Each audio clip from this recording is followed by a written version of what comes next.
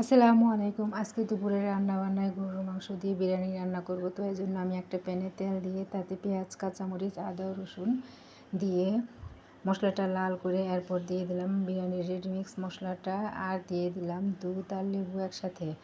আমার বাসায় এই মুহূর্তে টক দইটা নেই, এই জন্য আমি দুধ আর লেবু একসাথে মিক্স করে দিয়ে দিলাম। সাথে 1 চামচ চিনিও দিয়ে দিলাম।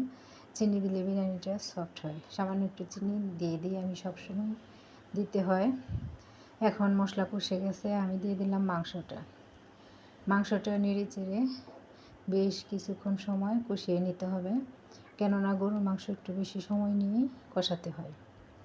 এই তো আমার মাংসটা কষে গেছে, এখন আমি চালগুলো দিয়ে দেব।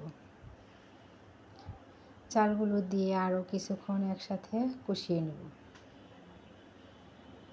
এখন ভালো করে নেড়ে চেড়ে আমি আরও কিছুক্ষণ কষাচ্ছি।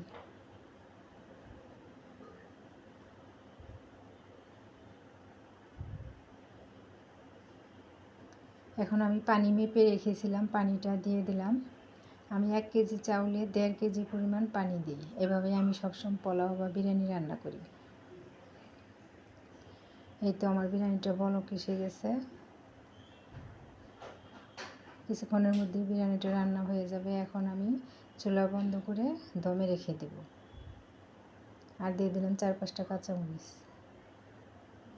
এই তো ফাইনালি আমার বিরিয়ানিটা হয়ে গেছে রান্না। এখন আমি ঢাকা দিয়ে আরও কিছুক্ষণ দমে রেখে দেব।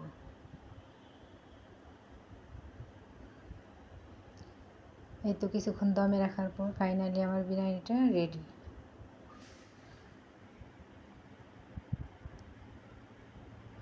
এই তো গরম গরম গরুর মাংসের বিরিয়ানি। এখন আমি কিছুটা কেওড়া জল দিয়ে দিচ্ছি যাতে ফ্লেভারটা ভালো আসে। কয়েক ফোঁটা কেওড়া জল দিয়ে দিলাম, খেতে ভালো লাগবে, ফ্লেভারটা একটু ভালো আসবে।